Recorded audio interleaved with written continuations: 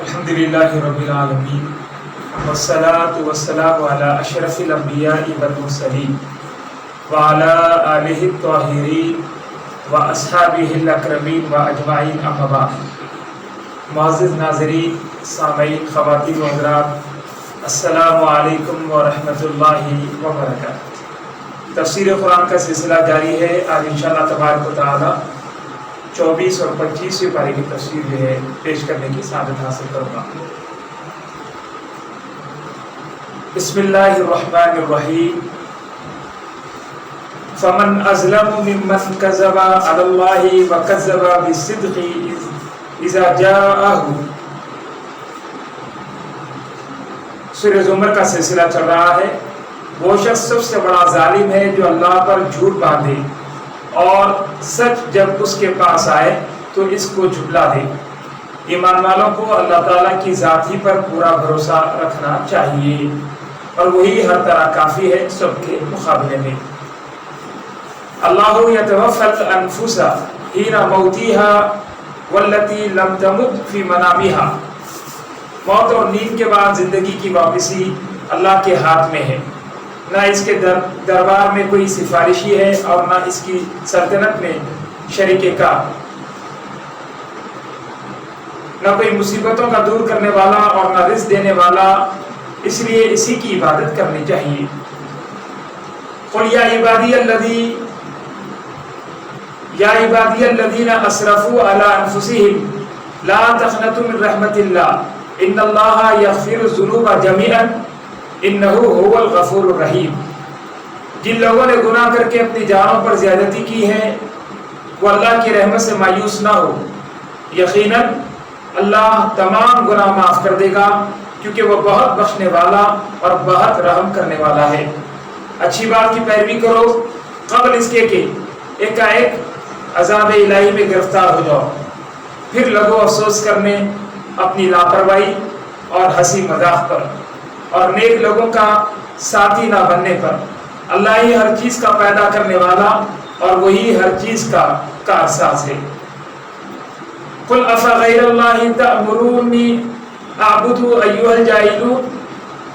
جاہل مشرکوں نے اللہ تعالیٰ کی قدرت کا صحیح اندازہ نہیں لگایا۔ شرک سے انسان کے نیک اعمال بھی ضائع ہو جاتے ہیں، اس لیے اسی کی عبادت کرو، اس کا شکر مانو اور اللہ کی قدر کرو جیسا کہ اس کا حق ہے۔ وسیق الذین کفروا الی جہنم زمرا۔ کفار کے گروہ کو جہنم کی طرف ڈھکیلا جائے گا اور جہنم میں اسی میں ان کا ٹھکانہ ہوگا۔ اور جو لوگ اپنے رب سے ڈرتے رہے ہیں ان کے گروہ کی جنت کی طرف رہنمائی کی جائے گی جہاں فرشتوں کے سلام و کلام سے ان کا شاندار استقبال ہوگا اور اللہ تعالیٰ کے عرش کے اطراف حمد و تسبیح ہوتی رہے گی۔ اس طرح سورہ زمر کا اختتام ہوا۔ سورہ کا آغاز ہونا چاہتا ہے۔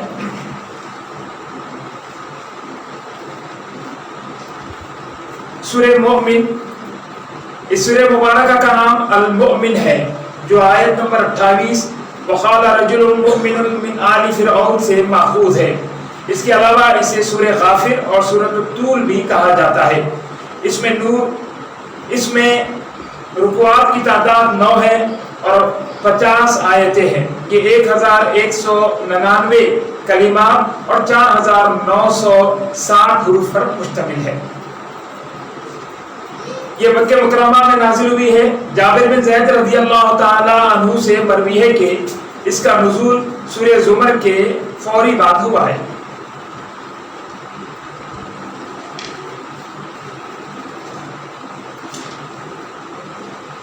زمانے نزول، یہ جس زمانے میں نازل ہوئی اس کے متعلق بتایا جاتا ہے کہ مکی دور کے اس مرحلے میں یہ سورت نازل ہوئی جب اسلام اپنی دلاویز تعلیمات کے باعث دلوں کو فتح کرتا جا رہا تھا۔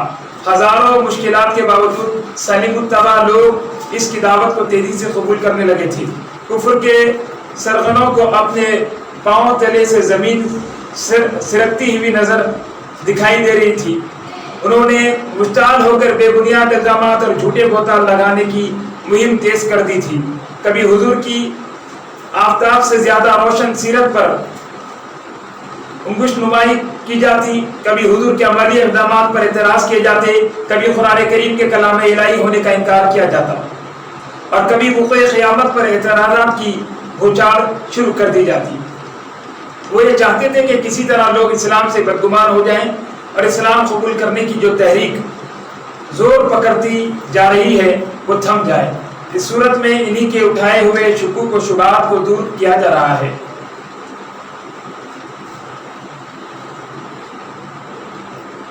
اس صورت کا آغاز اتنا بارواب اور پرجلال ہے کہ قاری متاثر ہوئے بغیر نہیں رہ سکتا۔ فرمایا یہ کتاب کسی انسان کی تصریف نہیں بلکہ اسے اللہ تبارک و تعالیٰ نے نازل فرمایا ہے۔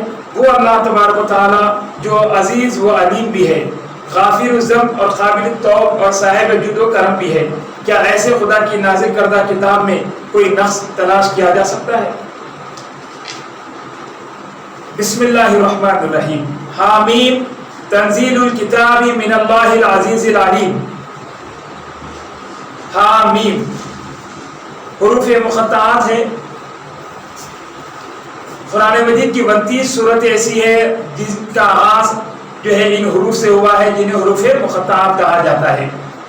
اس کے متعلق مفسرین کے بہت سے اقوال ہیں۔ سب سے راجح قول یہ ہے کہ یہ حروف مقطعات جو ہے یہ اللہ کے راز ہے جو اللہ اور اس کے رسول کے درمیان ہے، یعنی اللہ اور اس کے رسول کے درمیان یہ اسرار اور رموز کی باتیں ہیں۔ تفسیر روح المعانی اور تفسیر خازن وغیرہ میں ملاحظہ فرما سکتے ہیں۔ آگے فرمایا جا رہا ہے اتاری گئی ہے یہ کتاب اللہ تعالیٰ کی طرف سے جو زبردست ہے، سب کچھ جاننے والا ہے۔ غافر الذنب وقابل التوب شدید العقاب ذی الطول لا الہ الا هو الیہ المصیر۔ گناہ بخشنے والا اور توبہ قبول فرمانے والا، سخت سزا جو ہے دینے والا، فضل و کرم فرمانے والا، نہیں کوئی معبود اس کے سوا، اسی کی طرف سب کو لوٹنا ہے۔ مفسرین اکرام نے یہاں ایک بڑا روح پرور اور نہایت ہی بصیرت افروز واقعہ جو ہے درج کیا ہے۔ فرمایا جاتا ہے کہ ایک آدمی امیر المومنین خلیفۃ المسلمین سیدنا عمر بن خطاب رضی اللہ تعالی عنہ کا دوست تھا۔ اس کی پارسائی، تقوی اور دین کے لیے اس کی اہمیت کے باعث آپ اس کو اپنا بھائی کہہ کر پکارتی تھی۔ بڑا شریف النفس تھا، بڑا پرہیزگار تھا، آپ بہت اس سے محبت کرتے اور اس سے پیار سے جو ہے بھائی کہہ کر یاد فرمایا کرتے تھے۔ شام سے ایک آدمی آیا، آپ نے اس سے اپنے دوست کی خیریت دریافت کی۔ اس نے بتایا کہ وہ تو تباہ ہو گیا ہے، شراب پیتا ہے، گانا سنتا ہے اور فسق و فجور کی زندگی بسر کر رہا ہے۔ یہ سن کر آپ کو از حد رنج ہوا۔ فرمایا جب واپس جانے لگو تو مجھے ملتے جانا۔ روانگی کے وقت وہ آپ کی خدمت میں حاضر ہوا۔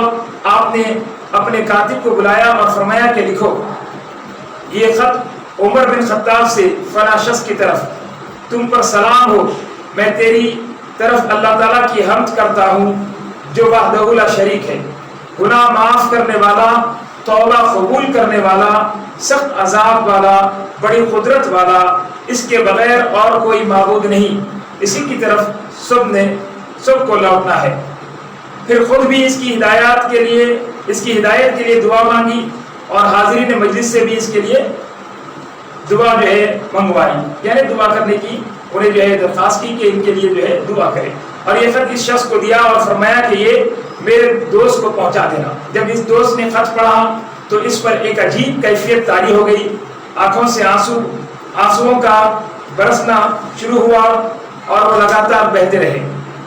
وہ روتا رہا اور خط کو بار بار پڑھتا تھا یہاں تک کہ اس نے اپنے گناہوں سے توبہ کی، فسق و فجور کی زندگی ترک کر کے اطاعت و انقیاد کی زندگی بسر کرنے لگا۔ حضرت فاروق اعظم رضی اللہ تعالیٰ عنہ کو جب اس کی توبہ کی اطلاع ملی تو آپ بڑے خوش ہوئے اور فرمانے لگے تم بھی جب اپنے کسی بھائی کو دیکھو کہ راہ راست سے اس کا قدم پھسل گیا ہے تو اس کے ساتھ ایسا ہی معاملہ کیا کرو، اسے سیدھی راہ پر لانے کی کوشش کرو، اس کی ہدایت کے لیے اللہ تعالیٰ سے دعا مانگو اور اس کے خلاف شیطان کے مددگار نہ بنو۔ اسے برا بھلا کہنا شروع کر دو گے، اس پر تان و تشنی کے تیر برسانے لگو گے تو وہ اپنی ضد پر پکا ہو جائے گا اور اسے اپنی عزت نفس کا سوال بنا کر گمراہی میں دور نکل جائے گا۔ سبحان اللہ۔ امیر المومنین کا کتنا خوبصورت انداز ہے دعوت و ارشاد اور تبلیغ و اصلاح کا، یہ حکیمانہ انداز اللہ تعالیٰ ہم تمام جو ہے مبلغین کو، تمام جو ہے دین کی تبلیغ اور دین کی دعوت دینے والوں کو اللہ تعالیٰ اس طرح کا جو ہے انداز فکر عطا فرمائے۔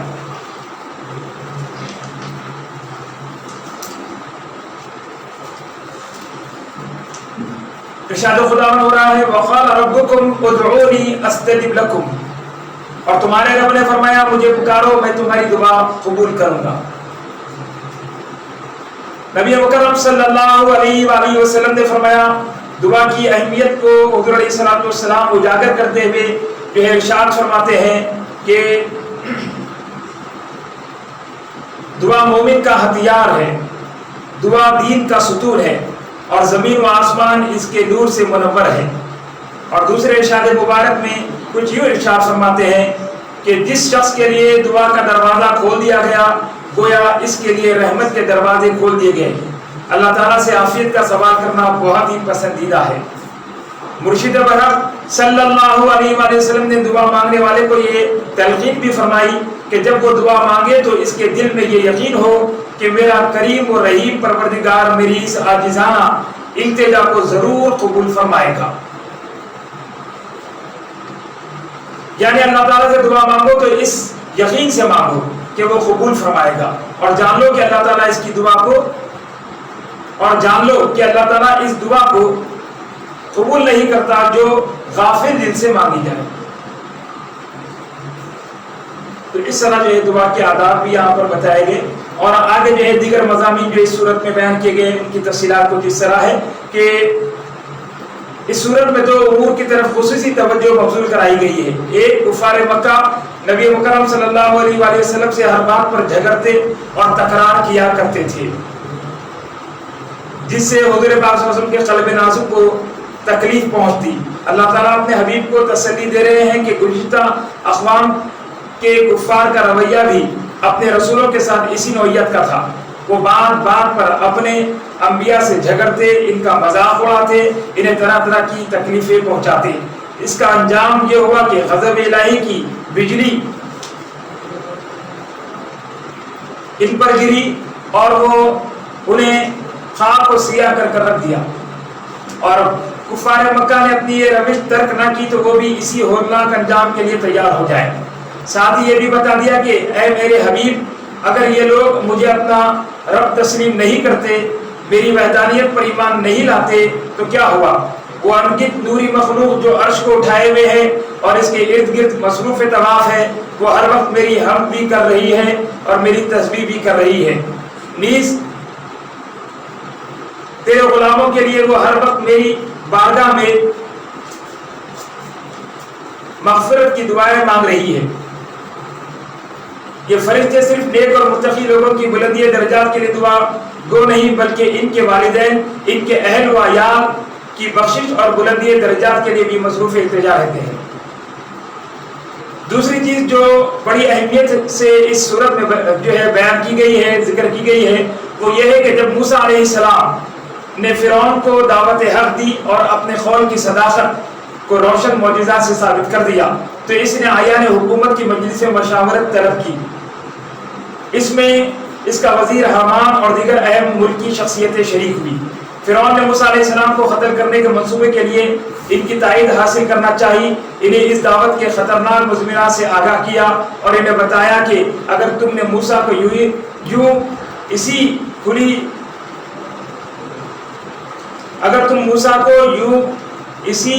ہی کھلی چھٹی دے رکھے تو وہ تمہارے عقائد کو بگاڑ کر رکھ دے گا اور ملک کے گوشے گوشے میں فتنہ و فساد کی آگ بھڑکا دے گا۔ نعوذ باللہ من ذالک۔ بہتر یہ ہے کہ حالات کے بے قابو ہونے سے پہلے حضرت موسیٰ کو ختم کر دیا جائے۔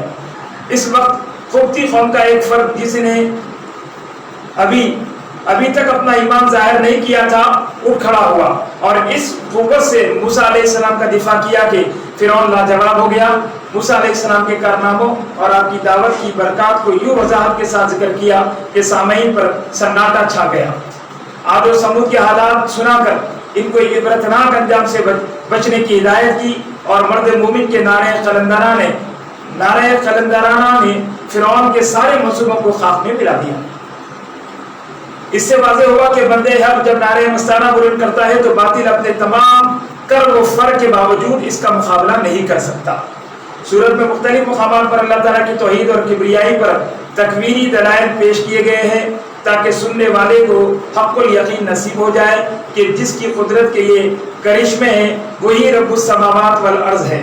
قیامت کے روز کفار و مشرکین کا جو حسرتناک انجام ہوگا اس کی تصویر کشی کر دی گئی ہے تاکہ جو لوگ اس ہولناک انجام سے بچنا چاہتے ہیں وہ ابھی سے سمجھ جائیں۔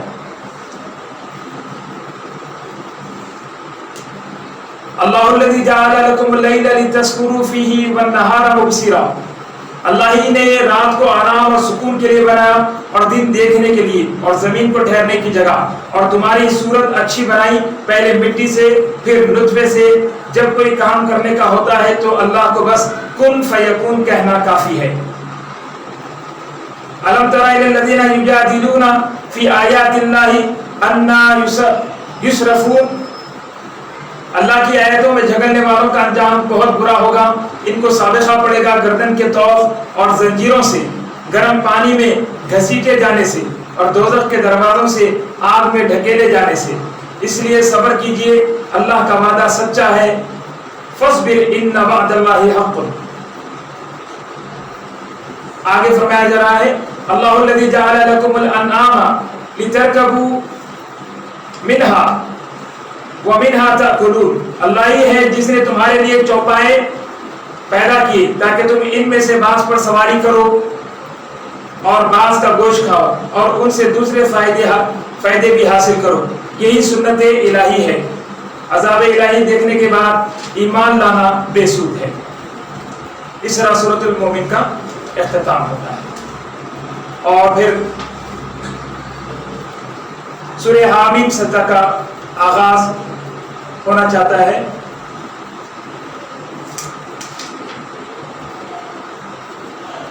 سورہ حامیم سجدہ، جن کی اس سورت کی ابتدا حامیم سے ہوتی ہے، اور اس سورت کی ابتدا ہی جو کلمات ہیں حروف مقطعات وہ حامیم سے ہوئے ہیں، اور حروف مقطعات کا بیان بار بار جو ہے ہو چکا ہے اور مزید وضاحت کی ضرورت نہیں ہے۔ تو عزیزان محترم، اس طرح جو ہے متعدد صورتیں ہیں جن کی ابتدا حامیم سے ہوتی ہے، لیکن اس قسم کی دوسری صورتوں سے جو چیز اسے ممتاز کرتی ہے اس صورت کو، وہ یہ ہے کہ اس کی آیت نمبر 38 آیت سجدہ ہے، اس لیے اس کو حامیم سجدے سے موسوم کیا گیا۔ اس کا دوسرا نام فصیلت بھی ہے۔ یہ کلمہ تیسری آیت میں موجود ہے۔ یہ 6 رکوع اور 54 آیات پر مشتمل ہے۔ اس کے کلمات کی تعداد 796 ہے اور حروف کی تعداد 3350 ہے۔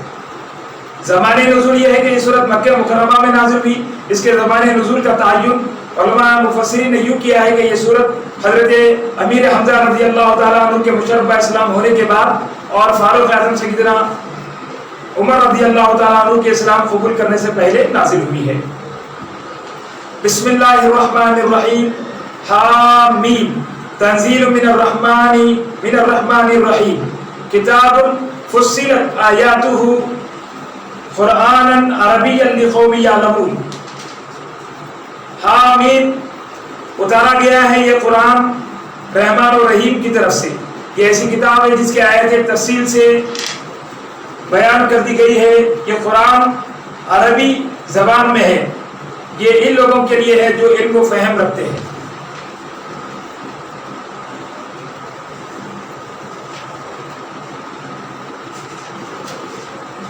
چوبیسویں بارے کی تفسیر کا سلسلہ جاری ہے اور سورہ حامیم سجدہ کا سلسلہ چل رہا ہے۔ اس کے مضامین کچھ اس طرح ہے۔ قریش مکہ کی شدید مخالفت اور مزاحمت کے باوجود آہستہ آہستہ مگر مضبوطی سے اسلام اپنے قدم آگے بڑھاتا چلا جا رہا تھا۔ آئے روز کوئی نہ کوئی ایسی ہستی اسلام قبول کر لیتی جس کے باعث کفار کفار پر کوہ علم ٹوٹ پڑتا اور اسلام کے خلاف ان کی انتقامی کارروائیوں میں بڑی شدت پیدا ہو جاتی۔ حضرت امیر حمزہ جو اپنی شجاعت اور ناموری میں بے نظیر تھے، چند روز میں انہوں نے اسلام قبول کر لیا تھا۔ ان کے مشربہ اسلام ہونے سے وہ شدید ذہنی صدمے سے دوچار ہو گئے۔ اس مشکل کا حل سوچنے کے لیے ان کی ایک میٹنگ حرم میں منعقد ہوئی۔ قریش کے دوسرے رؤساء کے علاوہ عتبہ بن ربیعہ بھی وہاں موجود تھا۔ اتنے اسرائے گفتگو اس نے اپنے آپ کو پیش کیا کہ وہ حضور کے پاس جاتا ہے اور انہیں سمجھا کر راہ راست پر لاتا ہے، جس کا تفصیلی ذکر آیت نمبر 14 کے حاشیے میں آپ ملاحظہ فرمائیں گے۔ جب اس نے اپنی لمبی چوڑی تقریر ختم کی تو اس کے جواب میں حضور علیہ الصلوۃ والسلام نے یہی سورت یعنی سورہ حامیم سجدہ تلاوت فرمائی، جسے سن کر وہ دم بخود ہو گیا اور اپنا سامو لے کر واپس آ گیا۔ نبی کریم صلی اللہ علیہ وآلہ وسلم پر کفار کے وہی سابقہ اعتراضات تھے جنہیں وہ ہر موقع پر بڑی شد و مت سے دہرایا کرتے تھے۔ ان کا پہلا اعتراض اس پر تھا کہ قرآن کلام الہی ہے۔ یہ بات ان کے ذہن میں آتی ہی نہ تھی۔ کبھی کہتے کہ یہ خود گھڑ کر جو ہے ہمیں سناتے ہیں، کبھی کہتے کہ کسی سے سیکھ کر آتے ہیں، پھر ہمیں سکھاتے ہیں۔ یہ شبہ اتنا لغو تھا کہ اس کو ذکر کرنا بھی مناسب نہیں سمجھا گیا، بلکہ بڑے حتمی اور قطعی انداز میں یہ فرما دیا کہ یہ اس رب کا کلام ہے جو رحمان اور رحیم ہے۔ اس ارشاد الہی سے وہ شکوک و شبہات خود بخود ختم ہو گئے جو کفار کے ذہنوں میں پیدا ہوتے رہتے تھے۔ دوسرا اعتراض توحید باری تعالیٰ پر تھا۔ وہ اس بات کو تسلیم ہی نہیں کرتے تھے کہ خدا ایک ہے، بلکہ بہت سے بتوں کو انہوں نے اپنا معبود بنا رکھا تھا۔ یہاں بھی ان کے اس خیال باطل کی تردید کرنے کے لیے دلائل تکوینیہ کا ذکر کیا گیا، جس کے آئینے میں اللہ تبارک و تعالیٰ کی قدرت کاملہ، علم محیط اور کبریائی کے جلوے جھلک رہے ہیں۔ نیز انہیں متنبہ کیا کہ میرے محبوب کے خلاف جو روش تم نے اختیار کر رکھی ہے، اس کا نتیجہ بڑا ہولناک ہوگا۔ تم سے پہلے بھی بڑی بڑی طاقتور اور زور آور قومیں گزر چکی ہے، جن کی مادی ترقی اور معاشی خوشحالی سن کر آج بھی تم حیران و شدر ہو جاتے ہو۔ انہوں نے اپنے انبیاء کے ساتھ جب اس قسم کا سلوک کیا تو انہیں تباہ و برباد کر دیا گیا۔ اگر تم باز نہ آئے تو تمہیں بھی اس قسم کے عذاب سے دوچار کر دیا جائے گا۔ قیامت کا ذکر کرتے ہوئے انہیں بتایا کہ تم جو کچھ کر رہے ہو، تمہارے اعضاء تمہارے خلاف شہادت دیں گی۔ اس وقت تم اپنے جرائم پر کیسے پردہ ڈال سکو گے؟ کفار اپنے تمام ہیلے بروے کار لا چکے تھے تاکہ اسلام کی پیش قدمی کو وہ روک دے، لیکن کلام الہی کی اثر انگیزی نے ان کے تمام منصوبوں کو خاک میں ملا دیا۔ اب انہوں نے یہ طے کیا کہ جب بھی قرآن کریم کی تلاوت کی جائے، اس محفل میں غوغا آرائی شروع کر دو تاکہ شور و شغف میں کوئی قرآن نہ سن سکے، لیکن ان کی یہ تدبیر بھی ناکام ثابت ہوئی۔ اس صورت میں اہل حق کی شان استقامت کو بیان فرمایا اور اس کے بعد ان انعامات و عنایات کا تذکرہ کیا جو اللہ تبارک و تعالیٰ نے اپنے ایسے بندوں پر فرماتا ہے۔ ذاتی ان مکارم اخلاق کا ذکر کیا جن سے ان کی سیرت مزین و آراستہ ہے۔ آخر میں بتا دیا کہ اللہ تعالیٰ اپنے کلام کا خود محافظ و نگہبان ہے۔ باطل کی یہ مجال نہیں کہ اس میں کسی جانب سے بھی گھسنے کی جرأت کر سکے۔